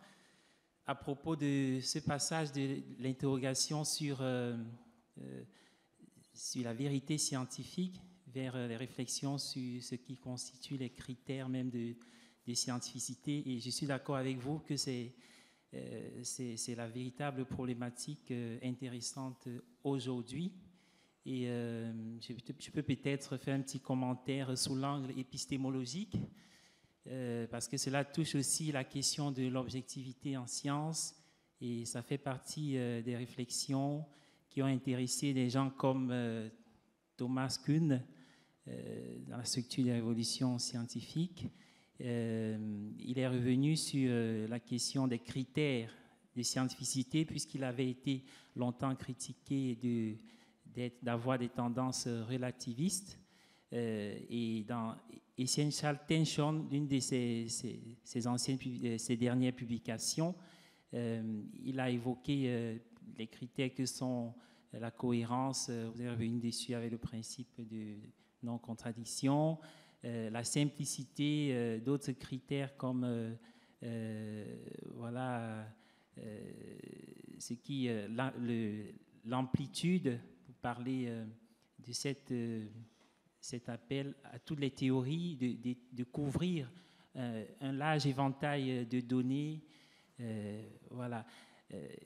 Je réfléchis actuellement sur l'un des auteurs qui descend de sa période historique qu'on a appelé le tournant historique, Larry Lawton, qui a écrit un livre qui s'intitule Science et valeurs et qui critique cette conception de la science comme étant fondée sur une certaine définition de la vérité.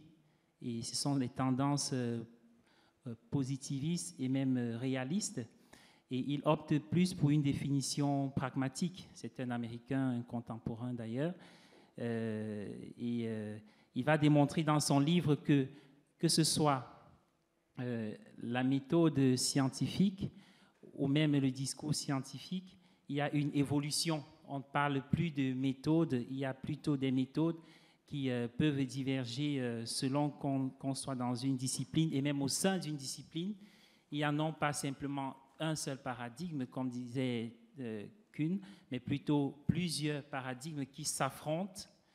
Et là, je vais atterrir en posant la question de savoir si, selon vous, on peut définir l'objectivité aujourd'hui comme étant tout simplement l'objectivité scientifique comme étant le consensus.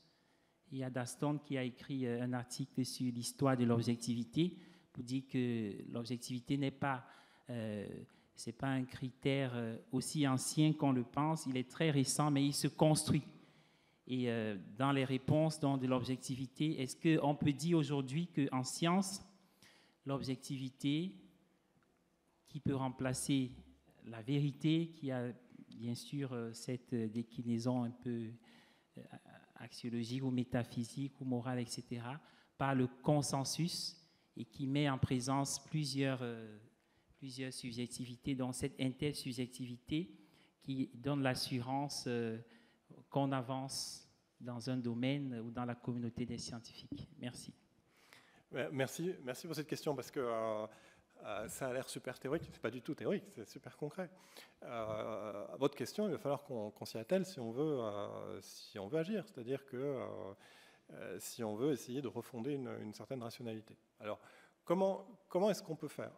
On peut faire pareil à partir de l'état de l'art, c'est-à-dire qu'on est assez d'accord pour dire, les scientifiques, hein, pas moi, je suis qu'un juriste, pour dire il y a une diversité de communautés épistémiques. Bon, donc la question est un peu réglée. Il y aurait des principes communs aux sciences, d'une part, et il y aurait aussi des principes différents selon les sciences. Et à l'intérieur des sciences, il y a des communautés qui s'opposent elles-mêmes. Donc effectivement, les principes de la bonne science sont assez divers. Bon, ça c'est la première des choses. Après, on peut faire un autre état de l'art. Donc, c'est un élément de réponse. Un autre état de l'art qui est de dire, regardons concrètement, on fait la sociologie des sciences, comment se construit aujourd'hui les bonnes pratiques de science. C'est vrai que le template de dépôt d'un appel d'offres sur l'ERC, c'est pour toutes les sciences. Okay ? Et ça, c'est ce que nous dit institutionnellement, c'est ce qu'est la bonne science au monde entier. Voilà un effet du numérique, cette fois, qu'on n'a pas abordé. C'est tout simplement le fait qu'il y a une diffusion de pratiques qui est mondiale. Donc ça, c'est quand même l'idée, me semble-t-il, qu'il pourrait y avoir. Alors ça pose des problèmes, parce que moi, juriste, j'ai un peu du mal à répondre à ça. Je prépare une ERC. J'ai été membre de l'ERC. C'est pas fait pour nous, juristes. Mais c'est pas grave. C'est pas grave, parce que j'ai appris qu'en réalité, il y a plein de correspondances avec nos traditions. Et puis, vous savez quoi ? On gagne sérieusement à quitter sa tradition de juriste un peu traditionnelle pour faire des vraies sciences sociales. Hein. On gagne en puissance conceptuelle, factuelle, et ça c'est très intéressant. Et dans le monde, vous savez quoi ? Il y a des juristes, notamment dans le monde de langue anglaise, qui est raccord. Hein, j'ai cité un Allemand et une Américaine, qui est complètement raccord avec cette façon de faire des sciences. Donc là encore, il y a de la diversité. Reste ensuite... il y a un troisième élément de réponse, c'est comment construire. Est-ce que c'est les scientifiques qui vont dire ça c'est la bonne science, ou est-ce qu'il n'y a pas une façon démocratique, comme ça commence à se faire, qui va nous dire voilà la bonne science. Quand le Parlement mondial de la science, International Science Council, nous dit voilà comment il faudrait, on fait un constat de la science, comment il faudrait que ça se recompose, sur quoi il faudrait... je trouve qu'en fait, on a 180 associations mondiales de scientifiques, c'est-à-dire en fait les scientifiques du monde entier qui sont représentés. Et après, donc quatrième réponse, et c'est là que les juristes interviennent. Comment on fait concrètement ? C'est là qu'il y a du social et du politique là-dedans. C'était votre question, monsieur. C'est-à-dire que les académies des sciences, regardez la composition de l'Académie sciences française. C'est des mathématiciens vieux, hommes, d'une grande qualité, bien évidemment, mais qui ne sont pas forcément super représentatifs, me semble-t-il. Et les sciences, les sciences en général sont un petit peu vérolées par ça. Je vais me moquer de moi encore une fois. À l'ENS, vous allez sur le site de l'ENS, il y a marqué... Alors c'est une école qui est l'école par le nombre. On a créé un département sciences pour l'environnement. On dit qu'il faut appliquer les mathématiques aux autres sciences, aux sciences de la Terre, aux sciences de la nature, pour avoir de la bonne science. C'est un peu insultant, parce que moi, je ne suis pas mathématicien, je suis nul en maths. Pourtant, je suis en fait un scientifique. L'opposition Durkheim-Max Weber, elle est réglée. Il y a des sciences de la nature, il y a des sciences sociales. Et l'analyse de Durkheim est stupide de dire qu'un fait social n'est pas un fait de nature qu'on va traiter de la même façon. Il y a des méthodes propres aux sciences sociales. Maintenant, comment construire politiquement un parlement des scientifiques pour répondre à qu'est-ce que c'est que la bonne science ? Je pense que c'est possible en ayant une représentation mondiale, une représentation de genre, une représentation... moi, je pense que c'est possible. Oui, ce n'est pas une réponse scientifique que je vous donne. C'est une réponse, au fond, de juriste sur la science. Comment est-ce qu'on pourrait reconstruire la science ? Merci de cet exposé fort intéressant et du débat que nous avons là. C'est vrai que je frémis un peu en tant que scientifique dur à l'idée qu'on puisse, alors vous l'avez évoqué tout à l'heure, donner des outils aux juristes pour évaluer la bonne science, puis alors pire encore, essayer d'évaluer de façon démocratique ce qu'est la science. Et peut-être que justement, c'est ça le numérique, c'est le fait que vous allez comptabiliser le nombre de voix. Mais justement, la science, a priori, je vois...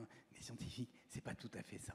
Mais peu importe, mais éventuellement on peut débattre de cela. Je crois que ça mérite quand même une discussion de fond. Mais j'avais une réflexion à écouter votre exposé sur la thématique passionnante, la vérité scientifique est-elle transformée par le numérique ?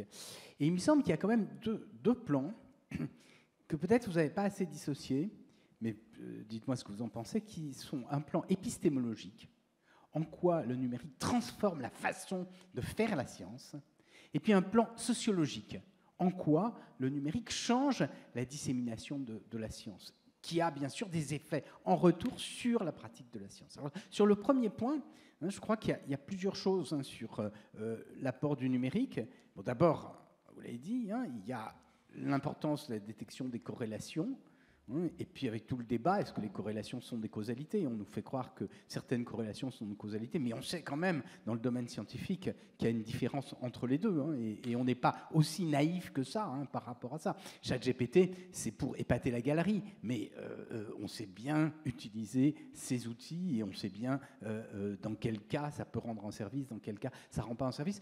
Comme vous l'avez dit très justement, ChatGPT, GPT d'ailleurs, puisque souvent c'est pas le chatbot qui est utilisé, mais c'est la génération de texte, ça peut être utilisé pour faire des hypothèses. Vous l'avez dit, c'est une boîte à idées, et ça c'est très intéressant. Par exemple, à l'Académie de médecine, il y avait eu un groupe de travail sur l'utilisation des modèles génératifs dans le domaine médical, et entre autres, quelqu'un présentait l'utilisation de ces modèles génératifs pour générer de nouvelles molécules à partir des molécules existantes, et ensuite les tester sur des simulations. Et ça va me conduire au deuxième point. Vous avez envisagé l'aspect corrélation, mais il y a deux autres points. D'abord, la notion d'expérience se transforme avec le numérique. Ça, je crois que c'est vraiment important et très intéressant. C'est-à-dire que le schéma de Claude Bernard évolue parce qu'on a des données qui sont générées automatiquement avec des capteurs. Et c'est extrêmement important. Et puis, et c'est la même chose en sciences sociales, je pense. On a tellement de données aujourd'hui qu'on peut ensuite faire des expériences directement sur les données Et puis, il y a le rôle de la modélisation et de la simulation, je crois, qui est extrêmement important. Et puis enfin, même la démonstration mathématique évolue. Parce que pendant longtemps, les preuves, on savait les faire pour des théorèmes assez courts. Hein. Quand la preuve était longue, les mathématiciens faisaient beaucoup d'erreurs. Et d'ailleurs, l'activité principale des mathématiciens, c'était de regarder les erreurs dans la preuve qu'avait fait un autre mathématicien. Ce qui ne voulait pas dire d'ailleurs que la démonstration était totalement fausse, mais qu'il y avait une petite erreur. Or, aujourd'hui, comme on s'aide de démonstrateurs automatiques, hein, on peut justement vérifier, faire des preuves beaucoup plus longues. Hein, ça change la nature des mathématiques. Et il y a même, j'avais entendu ça il y a quelques années, un mathématicien qui disait, mais peut-être que la probabilité qu'il y ait une preuve sur des preuves longues étant très élevée, si on fait beaucoup de tests, eh ben on aura peut-être quelque chose qui se rapprochera plus de la démonstration. Enfin bon, c'est une question un peu étrange hein, pour les gens qui ne sont pas des mathématiciens hein, et qui posent d'ailleurs beaucoup de problèmes. Donc ça, c'est sur l'aspect épistémologique. Puis il y a un deuxième aspect qui est l'aspect sociologique. Et pour tout dire, j'aurais imaginé que vous alliez plus parler de ça. C'est à la fois la transformation de la dissémination des connaissances dans la communauté scientifique, et en particulier les nouveaux modèles, hein, avec l'accès ouvert hein, et tous les effets extrêmement négatifs, le rôle des préprints, etc., hein, qui est vraiment extrêmement important. Et puis deuxième chose, la dissémination des connaissances scientifiques dans le grand public. Alors peut-être que ça rejoint ce que vous disiez tout à l'heure hein, sur l'évaluation collective de la science, c'est qu'effectivement aujourd'hui, comme il y a cet accès ouvert, tout le monde peut lire les articles, se faire une idée. Souvent, bien sûr, le langage qui est utilisé dans l'article ne correspond pas à celui qui est capable de comprendre le grand public. Et il y a des instrumentalisations de ces résultats par un certain nombre de parties prenantes. Et ça conduit à une certaine confusion. Et c'est bien sûr, je crois, ce qui est un peu effrayant. Et on l'a malheureusement vécu à la fois avec le climat, hein, vous savez bien hein, à quel point beaucoup de mouvements politiques instrumentalisent, réinterprètent les données. Et puis on a ça surtout avec, avec la pandémie de Covid. Enfin voilà. Je pense que vous avez plein d'éléments à rapporter. Non, mais moi, je vais vous embaucher là, parce que vous donnez plein de réponses sur ces customary principles of good sciences for ecological transition. En fait, là, vous donnez déjà un certain nombre de réponses. Alors, si vous voulez, mon projet était au début descriptif. Et c'est vrai que ce que vous décrivez, c'est très bien. On peut plus faire un projet de recherche sans, par exemple, faire une recherche ouverte. C'est-à-dire qu'il n'y a pas de projet de recherche, même endroit, ou d'une certaine volume, sans une plateforme. Ça, c'est pas possible. C'est à la fois pour travailler ensemble, pour communiquer, et sans qu'il y ait de l'open science. Parce que justement, l'open science fait partie maintenant, mais c'est grâce au numérique tout ça, fait partie des conditions de transparence de la science. Donc il y a un côté extrêmement intéressant. En même temps, je pense qu'effectivement, donc, du point de vue de l'épistémologie des sciences, je trouve quelque chose de très, très, très intéressant. En même temps, j'ai l'impression que les conditions économiques sont aussi un petit peu aussi importantes que la technique elle-même. Et c'est un peu ce que j'ai voulu pointer en disant que cette dérive, c'est pas tant une dérive du numérique, c'est aussi une dérive de notre monde et qui se retrouve dans le monde de la science. Voilà, c'est une science à 2 balles, c'est une science payée. Et donc, moi, je vais vous faire réagir, justement, proposer, vous faire bosser un tout petit peu. Moi, j'ai fait une hypothèse. En fait, j'ai fait deux hypothèses sur ces customary principles. Est-ce qu'il n'y aurait pas, pour reprendre la question de monsieur tout à l'heure, quelque chose de commun à toutes les sciences? Moi, j'ai l'impression qu'il y a peut-être 4 critères qu'on retrouve dans l'idée de bonne science. La première, c'est celle de transparence. Okay. Alors, transparence des data, bien évidemment, transparence des méthodologies, transparence de est-ce que tu es payé ou pas, etc. Le deuxième point, c'est l'indépendance. Bah oui, parce que quand on est payé, quand on bosse pour le gouvernement, etc., ça pose des questions, hein, quand même. Le troisième critère, c'est ce que j'appelle ça le principe de cohérence. J'ai travaillé sur le greenwashing. Et c'est assez fandard de voir des manipulations scientifiques pour faire dire ce qu'on veut à la science par les entreprises. Et on voit bien une des façons de voir s'il y a greenwashing, c'est-à-dire de science pourrie, junk science, c'est regarder s'il y a une cohérence, par exemple, entre les data, les hypothèses et les résultats. Si ce n'est pas cohérent, si vous voulez, moi j'ai travaillé sur Decathlon qui fait des hypothèses absurdes pour vérifier si ces produits ont un impact sur l'environnement. Ils vont prendre tous les critères sauf l'impact eau parmi les 9, mais sauf que les vêtements, le premier impact c'est sur l'eau. Il y a un peu un manque de cohérence. Et puis le dernier, c'est la communicabilité, c'est-à-dire l'intelligibilité. La transparence aussi, ça ne suffit pas que ça soit transparent, il faut que ça soit intelligible, etc. Alors, et puis il y a une deuxième hypothèse, c'est qu'il y a aussi des remèdes pratiques concrets qui commencent à apparaître. C'est par exemple dans la publication. Alors, il y a plein de trucs qui permettent de voir des publications moins nulles. L'idée d'une recherche collaborative aussi, et de nature aussi à renforcer, au fond, cette éthique de la science. Toute la question du peer review est en train d'être complètement transformée, mais notamment aussi par les pratiques de numérique. Et enfin, le whistleblowing. C'est-à-dire qu'en fait, tous ces trucs pourris apparaissent, en fait, c'est pas vraiment c'est pas les sauvegardes traditionnelles de la science qui les font sortir, c'est des gens comme vous et moi qui se disent « Ah ben non, c'est nul, ça ». Et donc, ils disent « Mais non, on ne peut pas faire ça ». Mais ça, on connaît ça, c'est le whistleblowing. Et donc, on a des conditions à la fois de nature épistémologique et de nature sociétale ou sociale, comme vous dites, de sociologie des sciences, qui se mélangent intimement. Moi, je ne sais pas faire la distinction. En réalité, c'est un peu l'hypothèse des sciences et technologistes disent que c'est que la matérialité des choses, donc des techniques, n'est pas dissociable de la socialité. Et donc, moi, j'ai du mal, ça tombe bien comme moi juriste, parce que moi, je ne peux pas faire la différence. Nous, nos techniques font société, et voilà. Merci Yann de cette réponse. Je suis tout à fait en phase avec ce que vous dites. Et c'est pour ça que je vous avais dit, il y a deux plans. Il y a vraiment le plan épistémologique, parce que je crois qu'il y a vraiment des changements épistémologiques avec le numérique, et puis ces aspects sociologiques qui sont transformés. Mais je voudrais justement, sur ces aspects sociologiques, vous rappeler, peut-être que vous vous en souvenez, des travaux de Robert Merton dans les années 70, justement sur la sociologie des sciences. Et il dit que justement une bonne science, elle doit obéir à 4 critères. Le premier, c'est qu'on doit pouvoir partager les idées et les découvertes. Le deuxième, c'est l'universalisme, vous voyez, qu'on retrouve un peu ce que vous disiez là. Le troisième, c'est le désintérêt personnel, et c'est exactement ce que vous disiez, l'indépendance. Et puis le quatrième, alors ça vous ne l'avez pas cité, mais je pense que c'est important, c'est le scepticisme organisé, c'est le doute. On rejoint Descartes.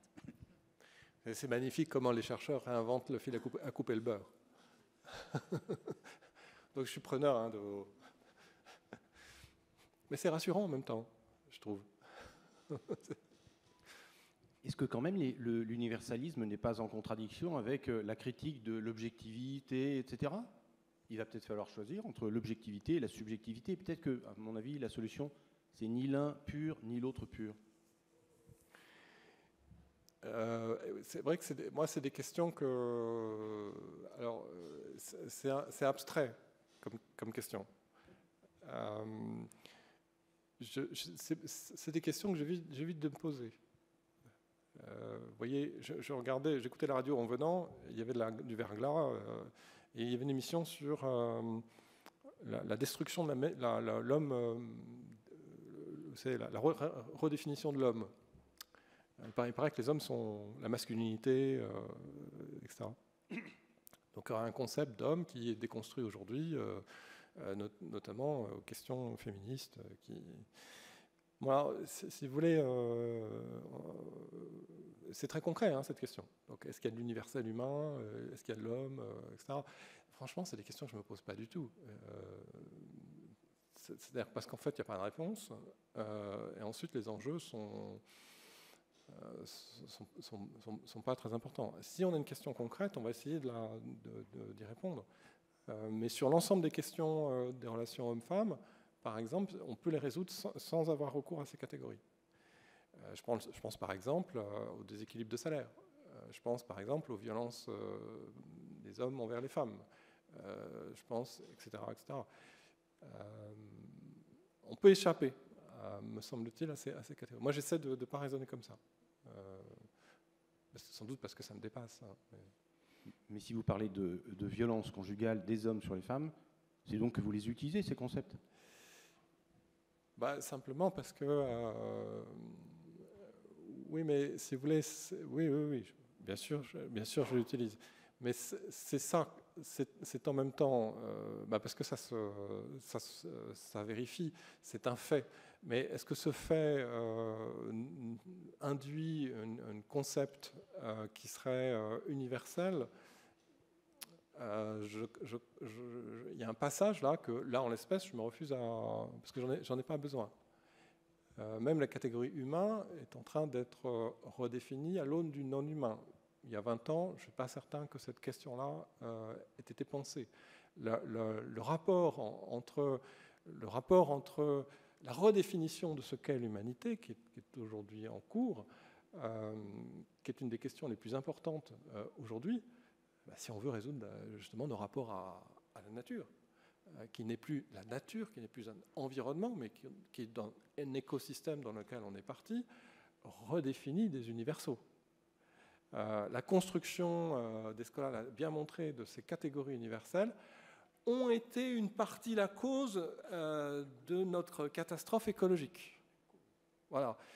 Donc moi j'essaie d'être plus concret en disant comment est-ce qu'on peut lutter contre, etc., sans mettre en jeu des universaux qui rejouent quelque chose qui nous a mené à une catastrophe. Ça c'est une réponse personnelle, hein. Mais c'est assez cool, hein. C'est une réponse cool. C'est une épistémologie cool, de certaine façon. Très, très empirique, très pragmatique. Je pense que j'ai été plus marqué par ma formation juridique, en fait, que je ne le pensais. J'ai fait un peu de philosophie, etc. Mais non, en fait, je crois que je suis un juriste. À titre personnel, je ne renonce pas quand même aux catégories, parce que quand vous avez parlé de l'homme a fait ceci, en fait, ce n'était pas l'homme. Parce que là, tout à l'heure, dans votre question, vous avez mélangé l'homme et le mâle, et quand on dit l'homme a fait, genre anthropocène, ce qu'ils oublient, c'est que moi, je connais des gens qui ont vécu dans une tribu en Amazonie. Les humains, là-bas, ils n'ont jamais rien fait. Donc, quand on leur casse les pieds, ouais, les humains... Non, les humains, pas tous. Et d'ailleurs, ce ne sont pas tant les humains que les structures politico-économiques. Oui. Alors, bon, on peut, si vous voulez, on peut être plus précis. Donc, j'ai écrit un article qui s'appelle sur l'anthropocène, ce que l'anthropologie apporte aux juristes, dit au droit. Où en fait, cette question-là est abordée en retraçant notamment les travaux des romanistes, qui nous dit, parce que nous, on est les rois des catégories. C'est quoi notre boulot? On coupe le monde en tranches de saucisson. Voilà, c'est des catégories. C'est comme ça qu'on fonctionne. Donc, le problème, c'est que les juristes n'ont pas de mémoire. Ils sont souvent incultes, ils pensent que les catégories existent. Bon, les romanistes nous disent que, par exemple, pas du tout. Nos catégories viennent du droit romain. Nous, en fait, on fait du droit romain, encore aujourd'hui, pour l'immense majorité des cas. Sauf qu'en droit romain, en fait, les catégories n'étaient pas ce qu'on pense, nous, aujourd'hui, des catégories. Par exemple, la catégorie res, chose, n'était pas la chose. C'était la question qui était posée lors du procès. Donc, autrement dit, la catégorie répond à une question concrète. Et c'est cela en fait la catégorie. Donc ça peut changer, ça peut évoluer. Et donc c'est pas effectivement.